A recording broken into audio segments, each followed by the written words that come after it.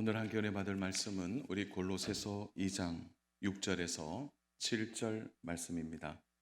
우리 골로새서 2장 6절에서 7절 말씀입니다.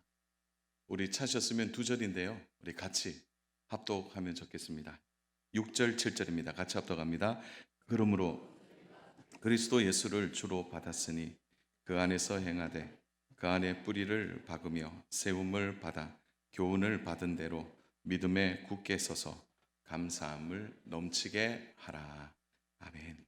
자, 오늘 합독한 우리 이 말씀 가지고 뿌리가 중요하다라는 말씀의 제목으로 하나님 말씀을 증거하겠습니다.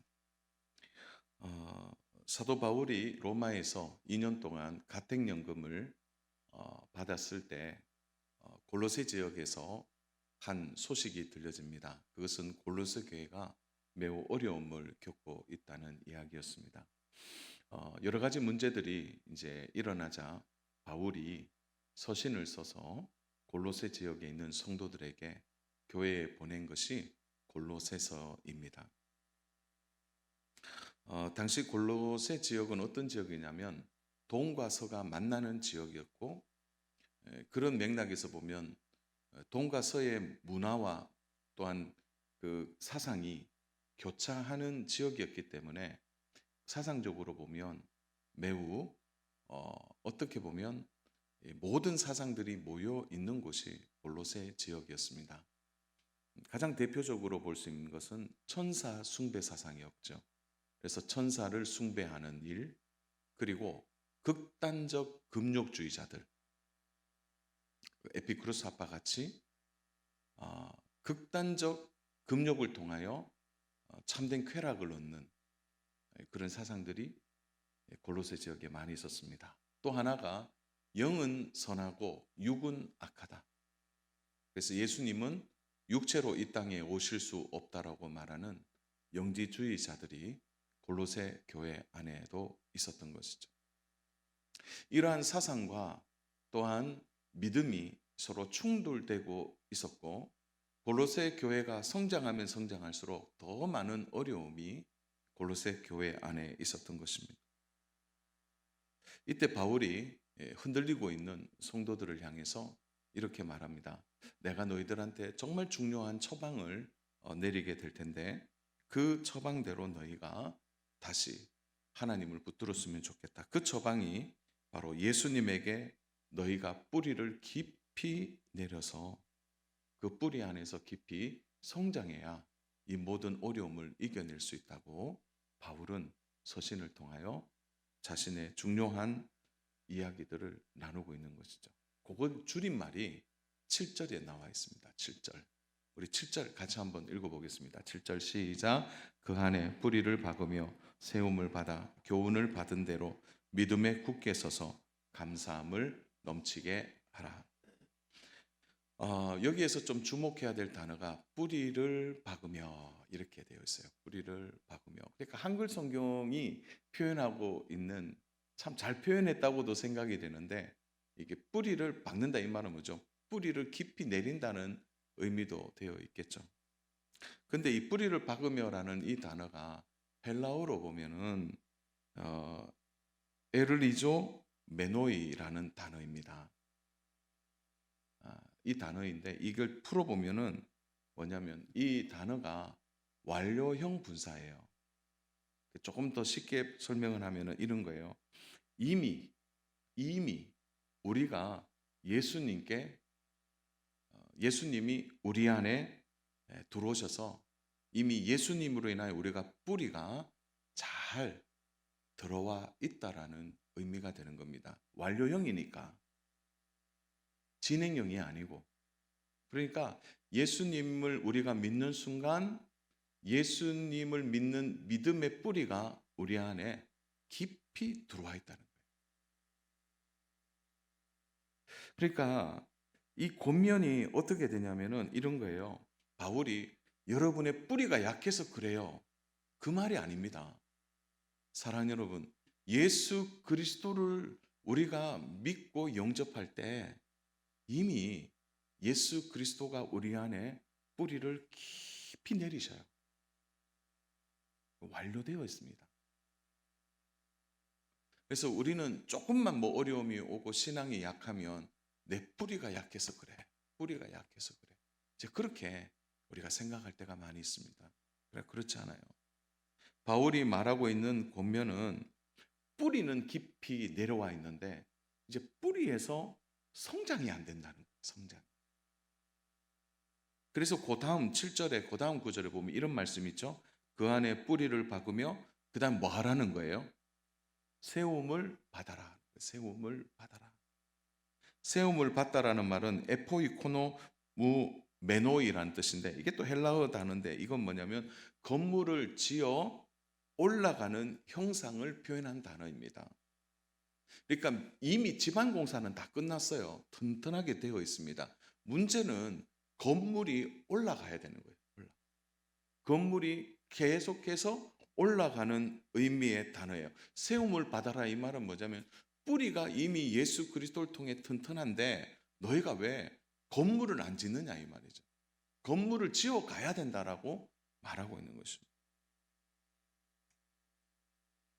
사랑 여러분, 우리는 이미 예수 그리스도께 뿌리가 박혀 있어요. 문제는 성장입니다. 성장. 그래서 뿌리가 제 기능을 하려고 하면 계속해서 성장이 되어야 하는 것입니다. 그래서 우리는 살아가면서 신앙의 문제를 경험할 때가 있죠. 또 생활의 문제, 뭐 물질의 문제, 또 사람과의 관계의 문제, 또 가깝게는 부부 관계, 또 부모와 자녀 관계, 좀 더 뭐 깊게 들어가 보면 뭐 시부모님과 관계, 또 처가 식구들과의 관계, 직장 생활에서의 관계. 그런 관계 속에서 우리의 삶에 어떤 문제가 생겼을 때 우리는 본능적으로 뿌리가 문제가 있다고 생각합니다. 근데 그렇지 않아요. 뿌리는 문제가 없어요. 문제는 그 뿌리 위에서 우리가 성장하지 않는 것에 문제가 있는 거예요. 그 뿌리가 이제 자라나는 거죠. 그 뿌리에서 성장이 일어나야 되는 거예요. 여러분, 사단이 우리를 속이는 방법이 이거예요.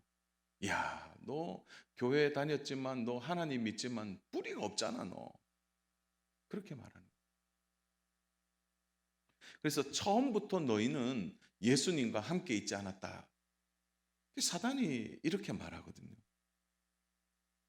너희들은 처음부터 예수님과 너희가 함께 없었어. 너 교회 생활해도 너 예수님과 상관없잖아. 그러니까 우리는 금방 뿌리에 문제가 있다라는 생각 때문에 이제 마음에 깊은 좌절을 경험하게 되는 것이죠. 근데 이미 깊이 그리스도 예수께 우리가 박혀 있습니다. 깊게 들어가 있어요. 우리 믿으시기를 바랍니다. 문제는 이제 그 뿌리에서 자라나야 된다는 거예요. 그 뿌리에서 성장이 일어나야 된다는 거죠. 사랑 여러분, 시편 1편에 복 있는 사람은 참 좋아하죠. 우리 시편 1편 말씀을.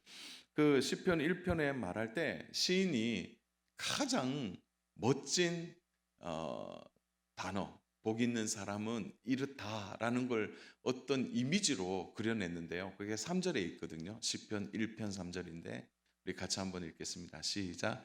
그는 시냇가에 심은 나무가 철을 따라 열매를 맺으며 그 잎사귀가 마르지 아니한 같으니 그가 하는 모든 일이 다 형통. 너무 멋진 주님이 주시는 말씀이에요. 시냇가에 심은 나무. 여러분, 시냇가에 심은 나무가 형통하는 이유가 뭡니까? 형통하는 이유가 뭐죠? 그것은 시냇가에 심은 나무의 뿌리가 시내에 깊이 들어와 그 나무가 이미 뭐 했다는 거예요? 성장했다는 겁니다. 성장. 아니, 시냇가에 심은 나무의 뿌리가 아직도 약하다면 이거 말이 안 되죠. 그러니까 뿌리의 문제가 아니라 이게 성장에 대하여 말씀하는 그 성장이 있으니까 풍성한 열매가 있는 거죠.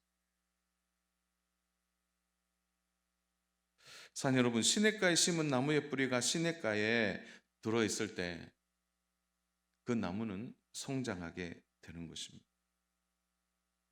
산 여러분, 우리 구주 예수님에게 우리가 깊이 뿌리가 내려져 있다면 우리 믿어야 됩니다. 뭘 믿어야 되느냐? 우리도 성장할 수 있다는 거죠. 우리도 성장할 수 있다는 거죠. 그래서 우리가 성장하는 나무, 그 뿌리에서부터 성장하는 나무. 그래서 뿌리가 중요한 거예요. 뿌리가 뭡니까? 예수 그리스도이죠. 예수 그리스도의 뿌리를 통하여 성장해야 되는 거죠. 자, 그러면 어떻게 하면 성장할 수 있는지 오늘 좀 세 가지만 좀 이야기를 하려고 합니다. 그 첫 번째가 이 부분이에요. 이제 뿌리가 중요하다면 우리는 하나님 안에서 계속 성장해야 됩니다. 어디 안에서요? 하나님 안에서. 하나님 안에서. 골로새 교회의 실력은 언제 드러났습니까? 이단들이 골로새 교회를 덮치고 거짓 교사들이 골로새 교회 안에서 잘못된 영지주의적 사상을 전파할 때 골로새 교회가 무너지는 거예요. 또 한편으로는 세속주의가 골로새 교회 안에 들어올 때 곧 뭐가 드러나는 거죠? 그 뿌리가 건강한지 안 건강한지의 실체가 나타나는 겁니다. 산 여러분, 나무가 잘 자라기 위해서는 반드시 그 나무를 자라게 만드는 토양이 있어요. 좋은 토양 속에서 뿌리는 더 깊게 들어가게 되는 거죠. 그래서 뿌리가 튼튼하고 뿌리를 통하여 성장이 일어나려고 하면 우리 6, 7절 말씀을 정말 잘 봐야 합니다. 그 6절과 7절에서 반복해서 중요하게 다루는 단어가 나오고 있는데요. 6절에 우리 볼펜이 있는 분들은 표시하면 좋아요. 그 안에서 7절에도 어떻게 나오느냐? 그 안에. 그럼 뿌리가 성장하려면 하나밖에 없어요. 그 안에 거해야 합니다. 그 안에. 좀 더 쉽게 설명할게요. 그분 안에. 이것은 하나님 안에 있을 때만 가능한 것입니다. 결국 하나님 안에 있다는 것은 무엇을 의미하죠? 하나님과 함께 머물러 있는 시간이 많아진다는 것을 의미하는 것입니다. 사랑하는 여러분, 하나님 안에 있다는 것을 눈으로 확인하는 게 뭐죠? 그것이 바로 하나님의 말씀입니다. 말씀. 그러니까 하나님의 말씀이 읽혀지거나 들려지거나 그 말씀을 생활 속에서 생각하고 묵상하거나 그 일들이 다 뭐냐면 하나님 안에 있는 겁니다. 하나님. 우리가 하나님 안에 있다는 것을 느끼지 못하는 이유가 뭡니까? 그래서 하나님 말씀보다 다른 것에 빼앗기는 시간이 압도적으로 많을 때 우리 하나님 안에 있다는 느낌을 받지 못하는 거죠.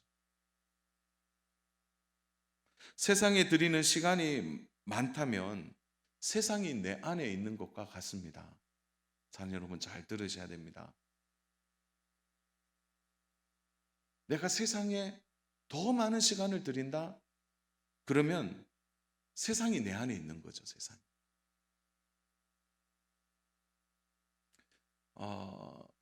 과도한 사회생활, 절제하지 못하는 사회생활이나 인간관계나 취미활동은 우리의 영적 뿌리가 깊어지고 성장하는데 방해가 됩니다.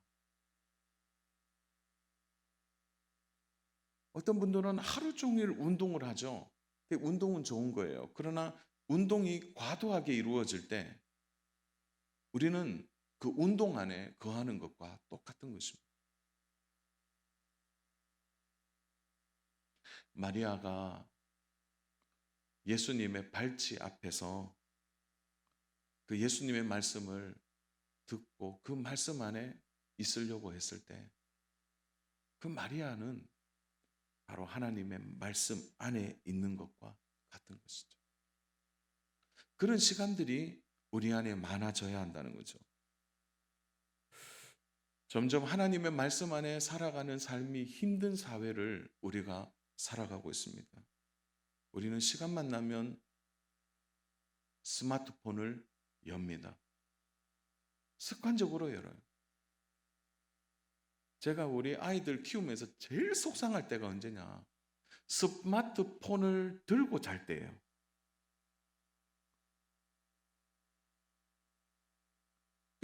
그걸 보면서 잠이 드는 거예요. 그거는 뭐냐면은 스마트폰이 그 안에 있는 거죠. 그 안에.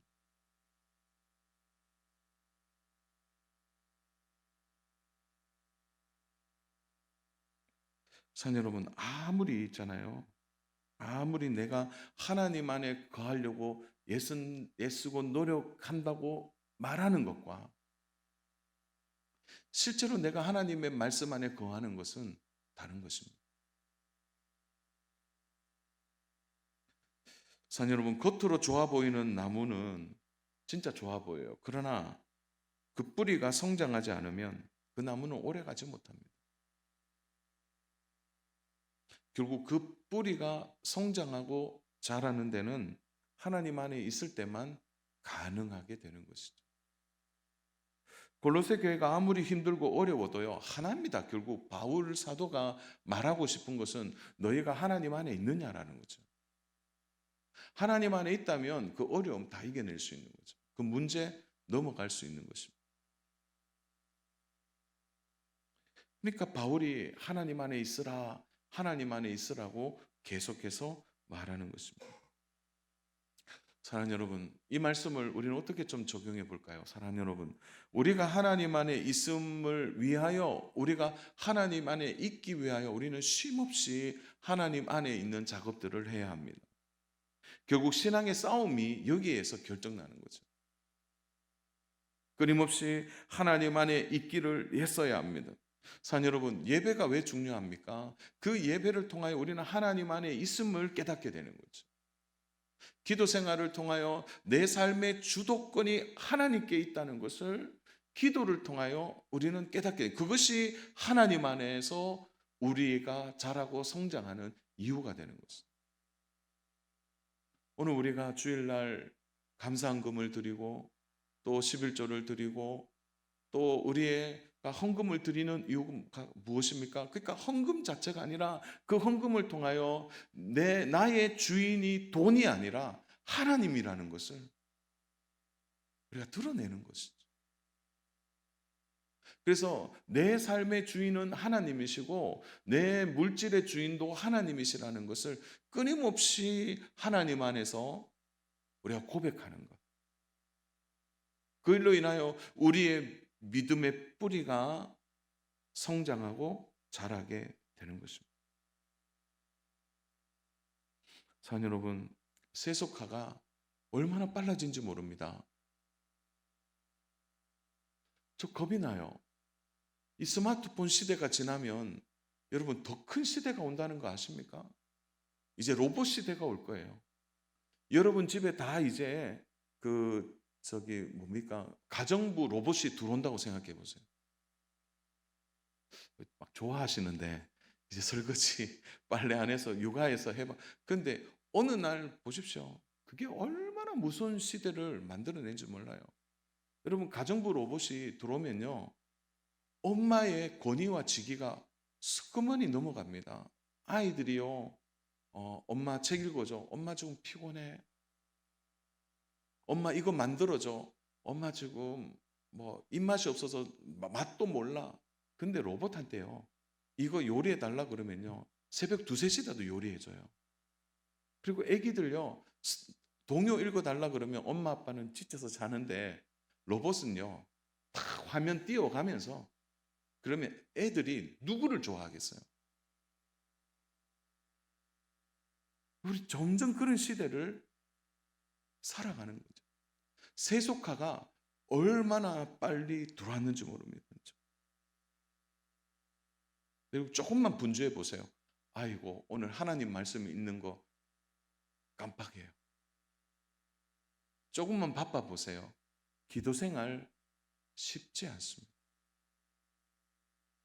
그래서 점점 하나님 안에서 바깥으로 벗어나는 일들을 우리가 경험하는 거죠.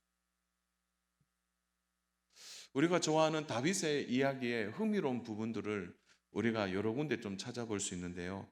사랑하는 여러분, 다윗에게 있어서 가장 절망적인 순간이 언제냐냐 이렇게 묻는다면 그가 앞이 보이지 않는 사울 왕의 추격과 사울 왕이 자기를 죽이려고 했을 때의 그 어마어마한 군대들을 데리고 다닐 때예요. 그 앞이 보이잖아요. 내일은 어느 동굴에서 자야 되지? 내일은 어디에다가 몸을 숨겨야 되지? 미래도 안 보이고 소망도 안 보이는 다윗이죠. 그 다윗은 사울 왕이 도무지 내려올 것 같지 않아요. 자신의 미래마저도 예측할 수 없는 것이죠. 그런데 신기한 거는요. 아무리 다윗과 관련된 말씀을 읽어도 다윗이 사울 왕에게 원망했다든지 불평했다든지 정말 뭐 너무 힘들어서 죽이고 싶다 이런 생각도 다윗이 하지 않아요. 자신의 앞날과 그리고 자신의 생명에 대하여 초조해하지 않는다는 거죠. 이유가 뭡니까? 그래서 다윗의 고백이 잘 담겨 있는 시편의 곳곳에 보면은 그가 끊임없이 하는 게 하나 있어요. 그 고백 중에 하나가 뭐냐면 하나님, 나는 하나님 안에 있다. 하나님 안에 있습니다. 주는 나의 방패시요 나를 건지시는 자시라.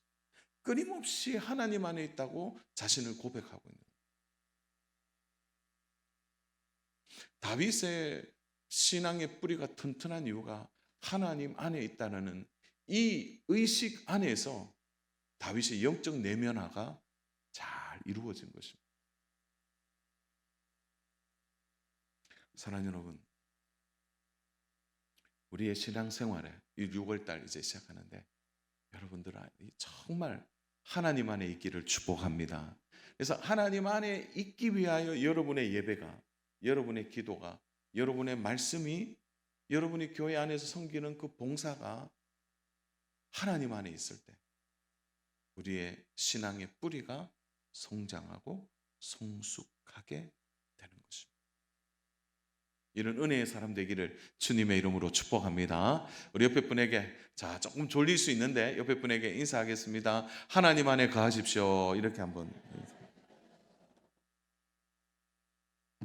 이렇게 하고 말씀 마치면 얼마나 좋겠습니까?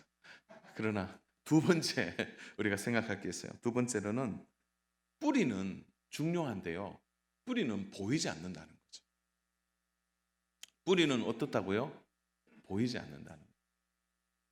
바울이 골로새 성도들에게 너희가 배운 교훈대로 믿음에 굳게 설 것을 당부합니다. 그게 사실은 믿음에 굳게 서라 이 말은 뭐냐면 너희 영혼의 뿌리가 부실하지 않기를 당부하는 것입니다. 그래서 교훈을 주신 대로 하나님 말씀을 주신 대로 그 뿌리에서 너희가 하나님 안에 끊임없이 거함으로 너희 안에 성장과 성숙이 일어나야 된다고 말하고 있는 거죠. 왜냐하면 영혼의 강건함은 어떤 환경에서도 흔들리지 않기 때문에 그런 것입니다. 여러분 나무가 크면 클수록 뭐도 깊어야 됩니까? 한번 물어볼게요. 나무가 크면 클수록 뿌리는 깊어야 되는 거죠. 그 뿌리에서 줄기가 단단해져야 되는 거죠.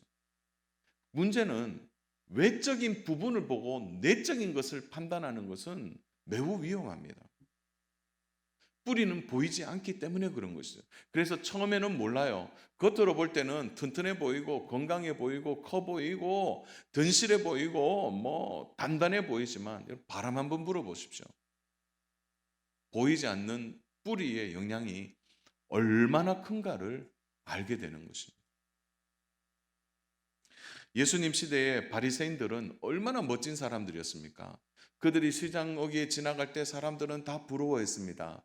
여러분 바리새인과 서기관들의 모습을 보면 누가 봐도 반할 정도로 외적으로는 잘 준비되어 있고 화려하고 흠이 없어 보이는 거죠. 그러나 예수님이 그들의 영적 생활을 지적하고 있는 거죠. 보이지 않는 그들의 내면에 대하여 회칠한 무덤과 같다라고 말씀하셨습니다. 그들이 보이는 곳에서는 훌륭했는지 몰라도 보이지 않는 부분에서 그들은 진실한 하나님 앞에서 자신을 돌보거나 자신의 신앙을 하나님 안에 두지 않았다는 거죠. 어느 유명한 운동선수가 이런 말을 남깁니다. 지금 저에게 보여지는 것은 일부입니다. 저는 보이지 않는 곳에서의 염선량이 지금 이것보다 10배 이상 됩니다. 보이지 않는 곳에서의 그의 끊임없는 연습이 그를 기량이 뛰어난 선수로 만들었다는 거예요. 그러나 사람들은 그가 보이지 않는 곳에 땀을 흘리고 수고하고 애쓰고 죽을 것 같은 연습량이 있다는 것을 사람들은 몰라요. 보이지 않는 그곳에서 보는 것의 승부가 일어나는 것입니다. 사랑 여러분, 우리 너무 사랑하는 우리 구주, 저는 우리 구주 예수님 이 말만 해도 막 울컥해지는 우리 구주, 그 복되신 구주가 이 땅에서 우리에게 보여주신 것은 보여주신 것보다 보이지 않는 것이 훨씬 더 많이 있었습니다. 우리 마가복음 1장 35절 말씀인데요. 우리 같이 한번 합독하겠습니다.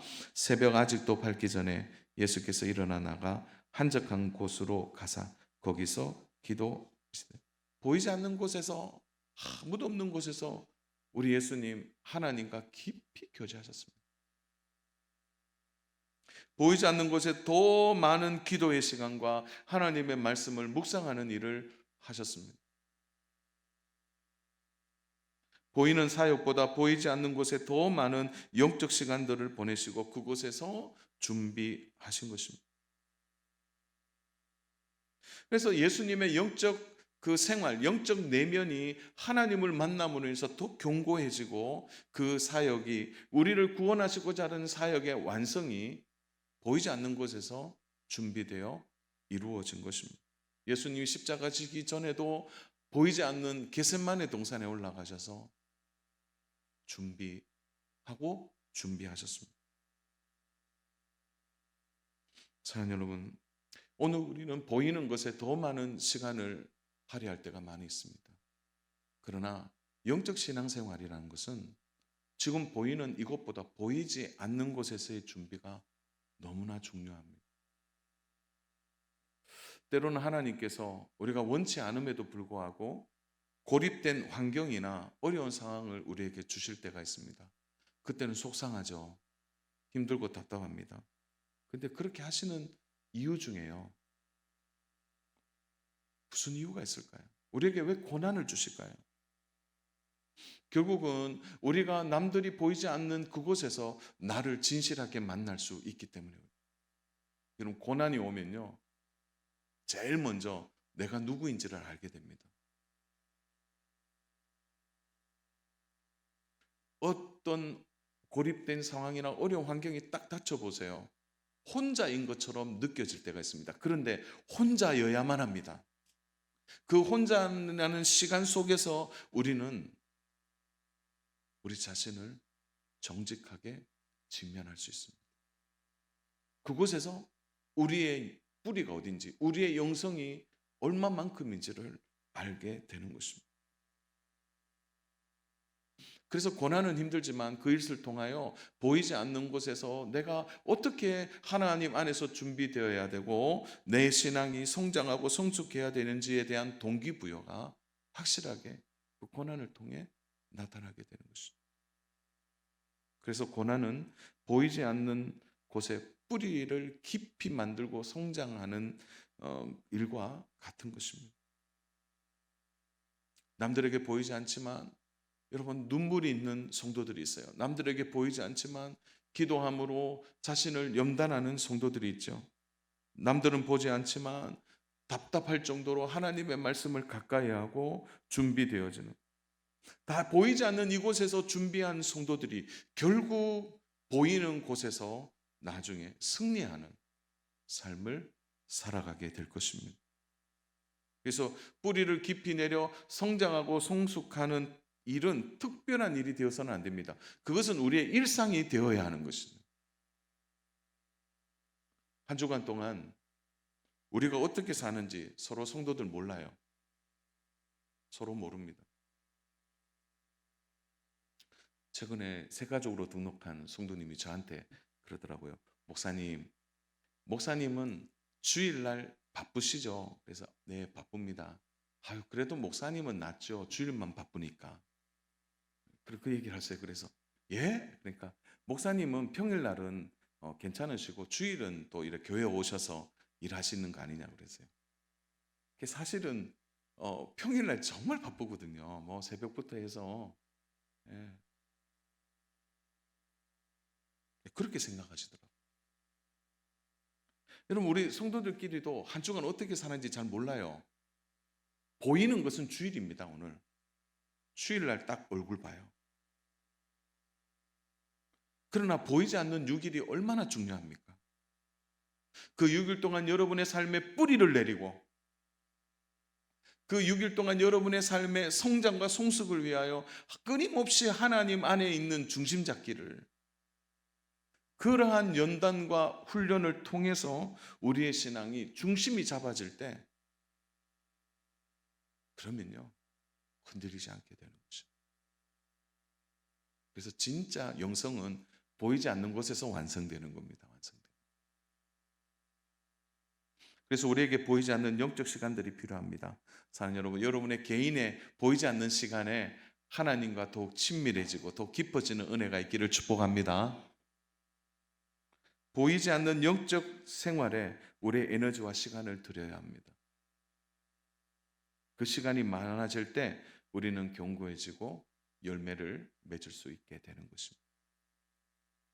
마지막 세 번째는요, 그러면 이 뿌리가 성장하려면 이 뿌리가 중심이어야 되는데, 결국은 틈이 없는 생활, 다시 말해서 우리의 영적 성장과 성숙이 일어날 때 혹 틈이 생길 수가 있어요. 시험 들 수가 있는데 그 틈을 메꿀 수 있는 방법 뭐냐? 그게 감사라는 거죠. 감사라는 겁니다. 그래서 세 번째로는 뿌리는 중심이다. 그 말과 틈이 없는 생활은 결국 감사하는 생활에서 나타난다는 거죠. 자, 중심이 잘 잡힌 사람들은 잘 넘어지지 않습니다. 모든 운동 경기, 모든 운동 선수의 탁월한 기량을 나타내는 선수들은요, 다 중심이 잘 잡혀 있는 사람들입니다. 모세의 뒤를 이어 이스라엘 백성들을 가나안 땅으로 인도해야 할 지도자인 여호수아, 정말 모세의 걸출한 인물이 사라지자 여호수아가 얼마나 힘들고 당황했을까요? 근데 하나님이 주신 처방이 있습니다.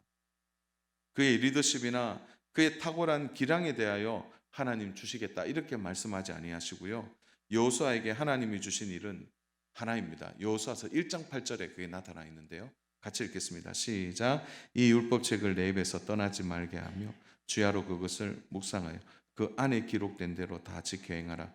그리하면 내 길이 평탄하게 될 것이며 내가 형통하리라. 잘 한번 보세요. 여호수아의 중심은 하나였어요. 그것은 하나님의 말씀을 주야로 가까이 하는 것입니다. 그것이 여호수아의 영적 성장을 이룰 것이라고 말씀하셨어요. 리더십을 주겠다, 너에게 탁월한 어떤 은사를 주겠다 말씀하지 않으셨어요. 주신 것은 하나님의 말씀입니다. 그 말씀을 받을 때 우리는 성장하고 자라나고 그 속에서 열매를 맺을 수 있게 되는 것입니다. 그래서 끊임없이 우리는 그 뿌리가 그 중심에서 흔들리지 않도록 해야 하는 것입니다. 중심 운동을 해야 하는 것이죠. 그런 맥락에서 보면요, 그러면 어떻게 하면 중심 잡기가 잘 되냐? 틈이 없이 잘 메꾸어져서 이쪽으로도 치우치지 않고 저쪽으로도 치우치지 않느냐? 그러려면 하나님 말씀을 먹어야죠. 그러나 하나님의 말씀을 통하여 성장이 일어날 때 그 성장 사이에 틈이 생길 때 그럼 어떻게 해야 되냐는 거죠.